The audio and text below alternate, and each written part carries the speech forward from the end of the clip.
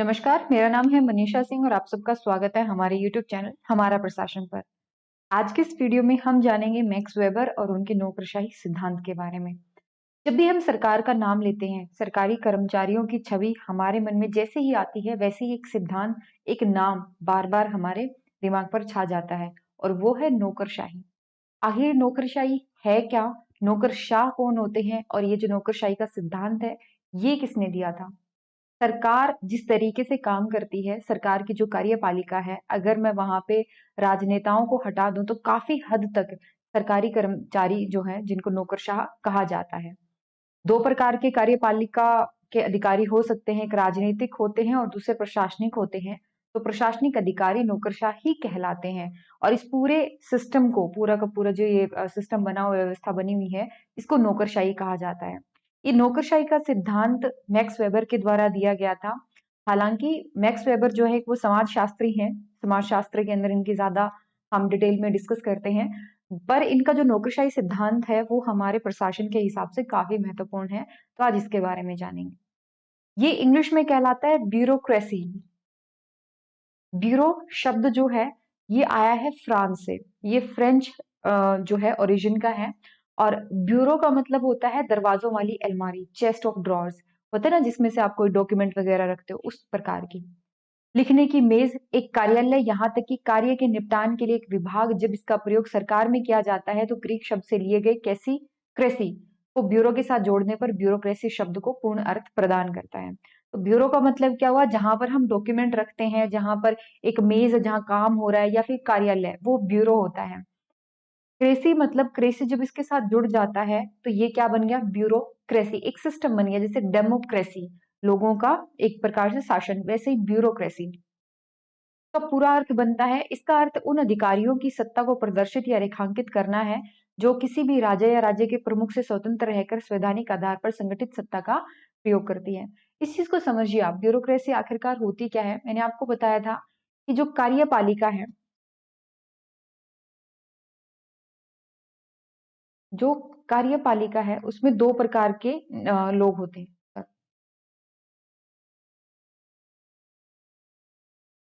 एक होता है राजनीतिक और दूसरा होता है प्रशासनिक। प्रशासनिक जितने भी कर्मचारी होते हैं उनका एक प्रकार से संगठन मान सकते हो, अनौपचारिक संगठन मान सकते हो, और वास्तविक सत्ता का प्रयोग यही करते हैं।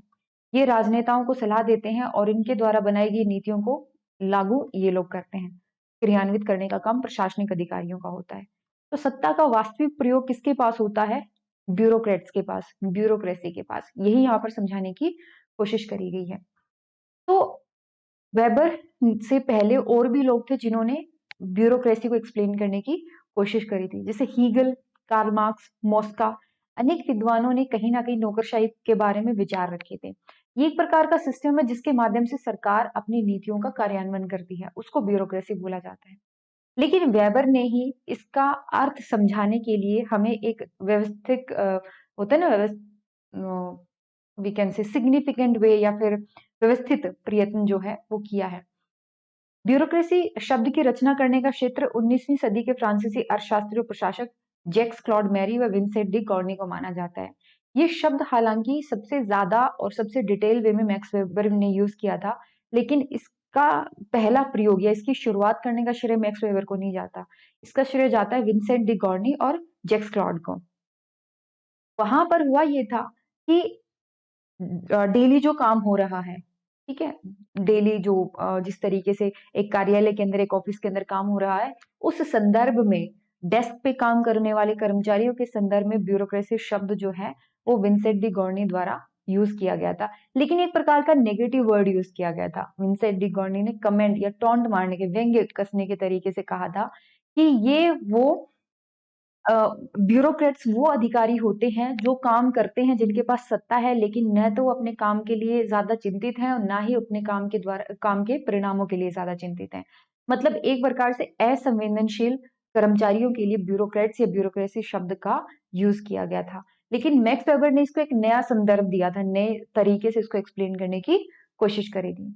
मैक्स वेबर ने अपनी जो थ्योरी बताई उसमें कहा कि देखिए, हम यहाँ पे जैसे मैंने अभी आपको बताया कि ये सत्ता का प्रयोग करती है, प्रशासनिक अधिकारी जो होते हैं उनके पास सत्ता होती है। और आज के दिन मतलब अगर मैं 21वीं सदी की बात करूं तो आधुनिक दुनिया के काफी सारे देश ऐसे हैं जिनमें लोकतंत्र जो है वो चलता है।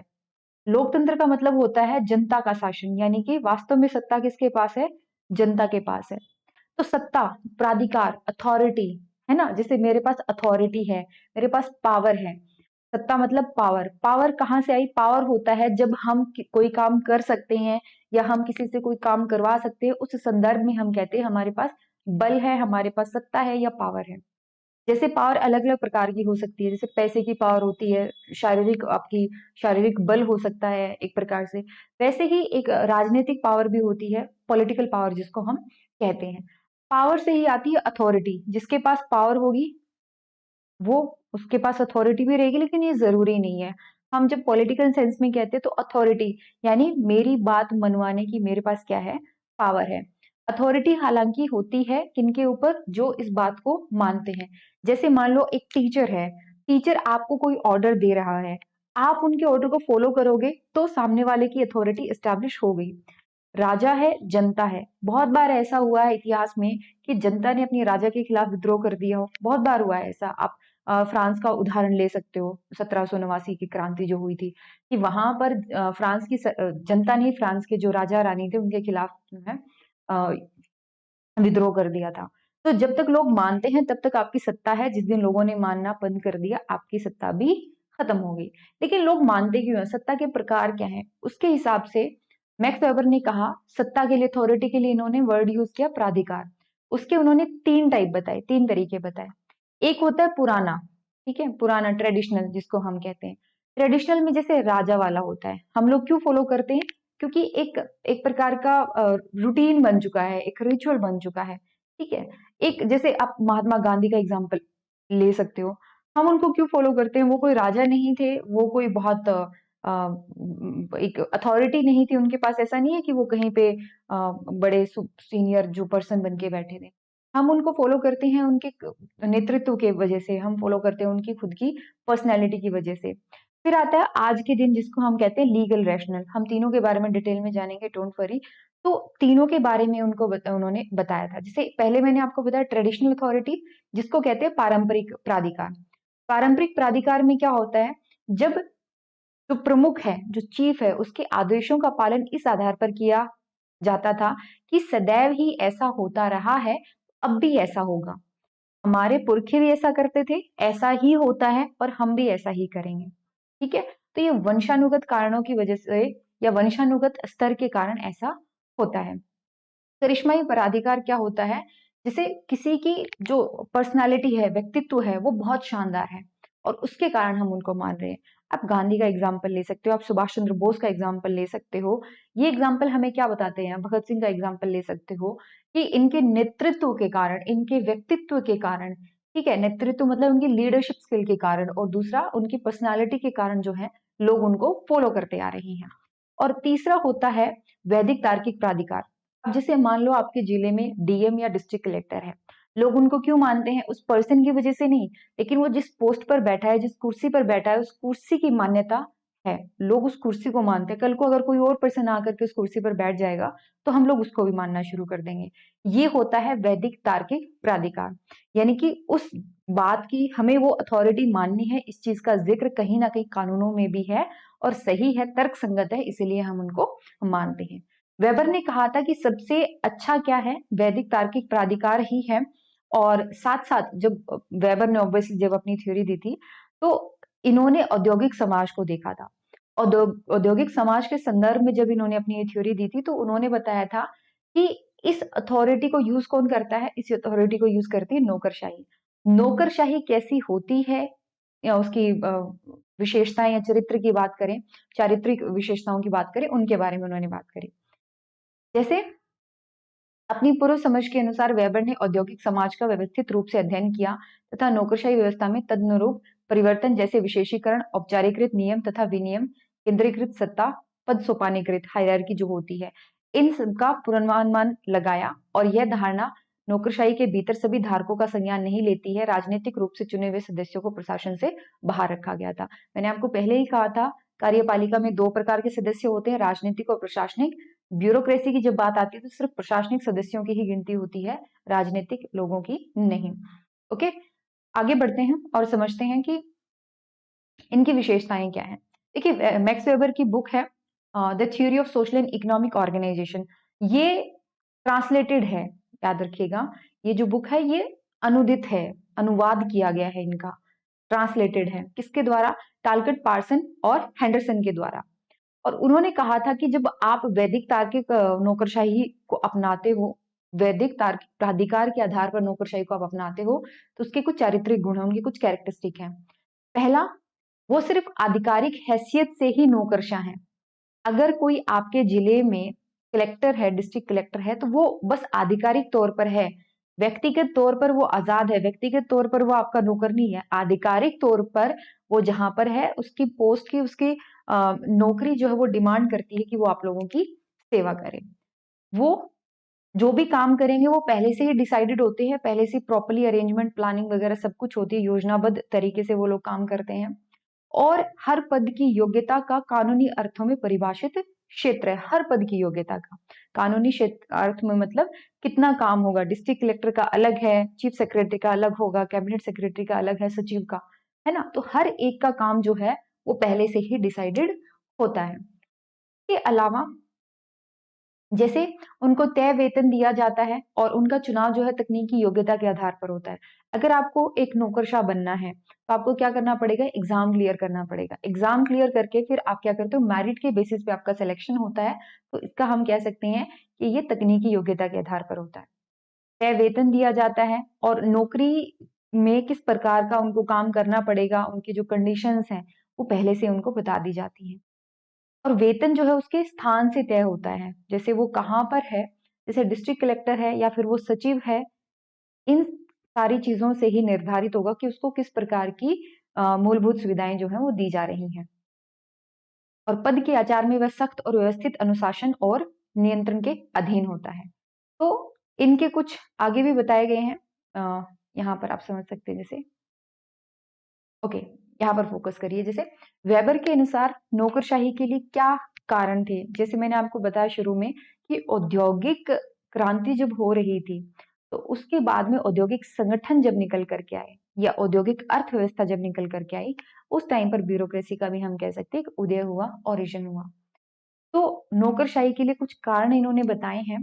पहला है धन अर्थतंत्र का पैदा होना, पूंजी का प्रमुख होना, पूंजीवादी अर्थव्यवस्था का उदय, लोकतांत्रिक संस्थाओं का विकास। क्योंकि पहले क्या होता है, मान लो राजा था, तो राजा का अपना स्टाफ होता था और सारा काम वही करता था। लेकिन जब सरकार ने लोकतंत्र का रूप अपनाया, तो पावर किसके पास चली गई? किसी एक इंसान के पास नहीं, जनता के पास चली गई। अब जनता के सारे संसाधन हैं, जनता की भलाई के लिए हमें करना है, तो हमें क्या करना पड़ेगा? हमें अच्छे और क्वालिफाइड लोगों को अपॉइंट करना पड़ेगा। क्वालिफाइड लोगों से हमारा मतलब है ऐसे लोग जिनकी योग्यता के आधार पर हमने उनका चयन किया हो। फिर जैसे जैसे समाज विकसित होता है, प्रशासनिक समस्याएं भी विकसित होती हैं, एक प्रकार से मतलब जटिल होती जाती हैं। संचार के आधुनिक साधन आ चुके थे। तर्कवाद का विकास, तर्कवाद मतलब ऐसा क्यों हो रहा है, हम राजा की क्यों माने, हम सब भी तो समझदार हैं, हम क्यों नहीं अपना डिसीजन ले सकते, हमें भी तो वोट डालने का अधिकार होना चाहिए। इस प्रकार से तर्कवाद का विकास हुआ, जनसंख्या वृद्धि होने लगी। तो ये कुछ कारण थे जिसकी वजह से नौकरशाही डेवलप हुई। वेबर के अनुसार नौकरशाही संगठन का एक बहुत बड़ा संगठन होता है और यह सरकारी, निजी उद्यम और सेना इन सब में पाया जाता है। इनके उद्देश्य चाहे अलग हो, लेकिन स्ट्रक्चर, ब्यूरोक्रेसी एक स्ट्रक्चर, एक मेथड ऑफ फंक्शन भी है। एक प्रकार से ये उसकी संरचना में भी है। ब्यूरोक्रेसी जिस प्रकार से काम करती है वो संरचना भी है।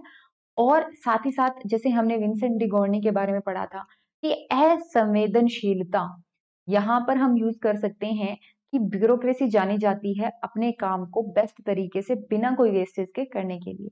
इसके साथ साथ कुछ कमियां भी हैं, ऑब्वियसली, नो डाउट, सिंस उन लोगों के पास सबसे ज्यादा पावर होती है, कुछ कमियां तो बिल्कुल होंगी ही होंगी। पर उनकी विशेषताएं क्या है?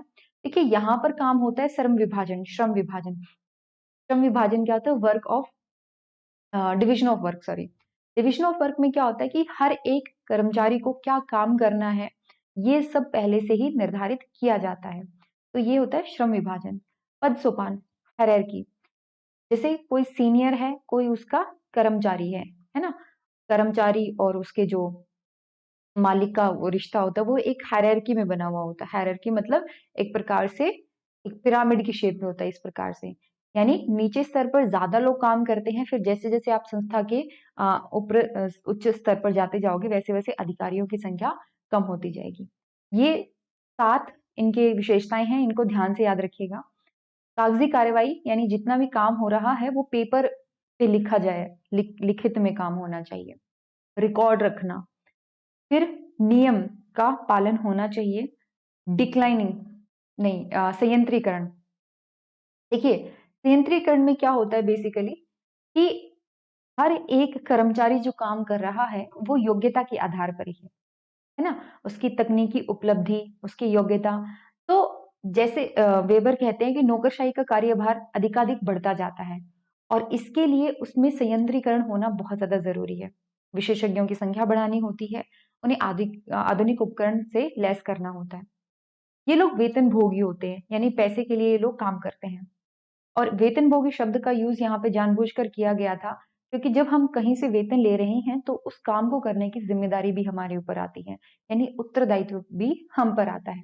न्यूट्रलिटी, न्यूट्रलिटी मतलब समाज में अनेक प्रकार के संगठन होते हैं, अनेक प्रकार के जो है हम कह सकते हैं प्रेशर ग्रुप या दबाव समूह होते हैं। उन दबाव समूहों को ध्यान में रखते हुए नौकरशाही से यानी सरकार से उम्मीद की जाती है कि वो तटस्थ होकर के यानी न्यूट्रल होकर के वो काम करे, किसी एक पक्ष की तरफ ना जाए। ऐसा नहीं है कि सिर्फ पूंजीपतियों की तरफ चले गए, ऐसा नहीं है कि सिर्फ गरीब लोगों की तरफ चले गए, पूंजीपतियों को बिल्कुल आपने खराब कर दिया या नाश कर दिया उनका। ऐसा नहीं होना चाहिए। आपको क्या करना पड़ेगा, यहाँ पे तटस्थ रहना पड़ेगा, वैल्यू न्यूट्रल रहना पड़ेगा। ऐसा पहले होता था, बाद में कुछ सुधार किए गए, वो हम पहले भी पढ़ चुके। जैसे 1968 में जो प्रथम मिनोब्रुक कॉन्फ्रेंस हुई थी, सम्मेलन हुआ था, उसके अंदर क्या कहा गया था कि प्रशासन के अंदर वैल्यू पॉजिटिव होना चाहिए, वैल्यू न्यूट्रल नहीं होना चाहिए। ये एक प्रकार की बात हुई थी। लाइवलीहुड अरेंजमेंट यानी आजीविका का वो करते हैं, अपना व्यवस्था करते हैं, कार्यकुशल होते हैं, क्लास आइडेंटिटी है। तो ये सारी जो है पहचान उन्होंने बताई थी। ठीक है, ये सारे नोट्स वही चीजें हैं जो हम बात कर चुके हैं, कुछ नया नहीं है। जैसे तकनीकी दृष्टि से आदर्श नौकरशाही मॉडल ही उच्चतम कार्यकुशलता प्राप्त कर सकता है और ये सबसे तार्किक साधन है, ऐसा वेबर का मानना था। वेबर ये कहते हैं कि जब हमें तकनीकी आधार पर कोई बड़ा कार्य करना होता है तो नौकरशाही एकमात्र विकल्प होता है। क्योंकि नौकर, एक बात समझिए, जब हम लोगों का चयन करते टाइम योग्यता का ध्यान रखते हैं तो हम इस चीज को बहुत अच्छे तरीके से सुनिश्चित कर पाते हैं कि सही योग्यता वाला इंसान ही उस तयशुदा स्थान पर बैठ पाए। जैसे अगर हमें चुनाव करना है कि कौन वित्त को संभालेगा, पैसे का लेन देन कौन संभालेगा, यानी वित्त सचिव कौन बनेगा, तो हमें एक ऐसा इंसान चाहिए जिसको पैसे के लेन देन के बारे में, यानी वित्तीय जो मैनेजमेंट होती है, प्रशासन होता है, उसके बारे में उसको जानकारी हो। ऐसे ही लोगों को जब आप प्रशासन में लेकर के आओगे तो काम अच्छे ढंग से होगा, तरीके से होगा और संसाधनों का दुरुपयोग नहीं होगा। लेकिन ऐसा नहीं है, वेबर को इस बात का आइडिया नहीं था कि नौकरशाही बिल्कुल सही होगी, 100% परफेक्टली काम करेगी, नहीं। वेबर को भी अंदाजा था कि नौकरशाही के पास सिंस बहुत ज्यादा पावर आ जाती है, तो नौकरशाही चांसेस है कि वो अपने आप को एक एलीट ग्रुप की तरह ट्रीट करना शुरू कर दे। इस चीज को समझिए। जैसे मैं भारत की बात करती हूँ, हमारे यहाँ क्या है, कार्यपालिका है। कार्यपालिका में 2 प्रकार के सदस्य मैंने आपको बताए थे, राजनीतिक और प्रशासनिक। ये होते हैं, इनका चयन होता है योग्यता के आधार पर, यानी मेरिट बेस्ड होते हैं। ये लोग एग्जाम क्लियर करके फिर इनका चयन होता है और ये लोग आते हैं, ये चुनाव लड़ते हैं और जनता इन्हें चुनती है। हर 5 साल के बाद ये जनता इनका टेस्ट ले सकती है। चलिए, हर 5 साल के बाद में हम इनको तो बदल सकते हैं, पर हम इनको नहीं बदल सकते। किसी व्यक्ति का चयन हुआ, उस टाइम पर मान लो वो सही था, लेकिन 20-30 साल वो नौकरी करेगा उस जगह पर, हो सकता है किसी भी पॉइंट ऑफ टाइम पे वो अपने मूल्यों से भटक जाए। तब हम क्या कर सकते हैं, तब हम उनको कैसे कंट्रोल कर सकते हैं? और ये मान के चलिए वास्तविक सत्ता इन्हीं के पास होती है, क्योंकि ये तो 5 साल में बदल जाते हैं। सरकार को चलाए रखने का काम प्रशासनिक अधिकारियों के ही हिस्से आता है। तो इसका दुरुपयोग किया जा सकता है, बहुत बार होता भी है। जिस प्रकार से प्रशासन काम कर रहा है, एक बात तो तय है कि इन्होंने कई जगह पर सत्ता का दुरुपयोग किया है।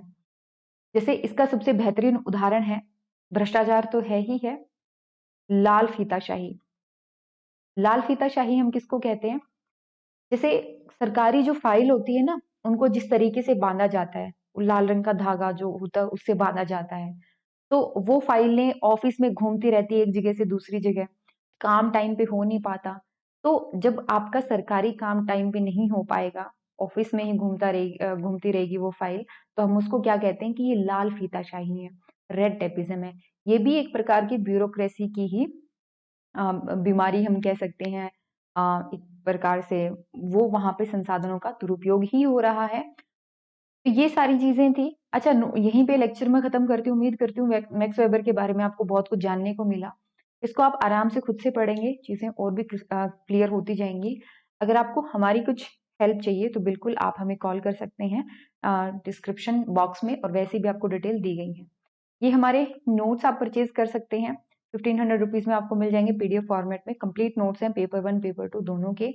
कोर्स अगर आप परचेज करना चाहते हैं यूपीएससी पीसीएस और नेट के लिए, या फिर टेस्ट सीरीज अगर चाहते हैं सिर्फ हिंदी में, तो बिल्कुल अवेलेबल है। और इसके अलावा जो इंग्लिश में तैयारी कर रहे हैं उनसे मेरे रिक्वेस्ट है कि प्लीज आप हमारे एडमिनिस्ट्रेटिव वर्ल्ड चैनल को सब्सक्राइब कर लीजिए।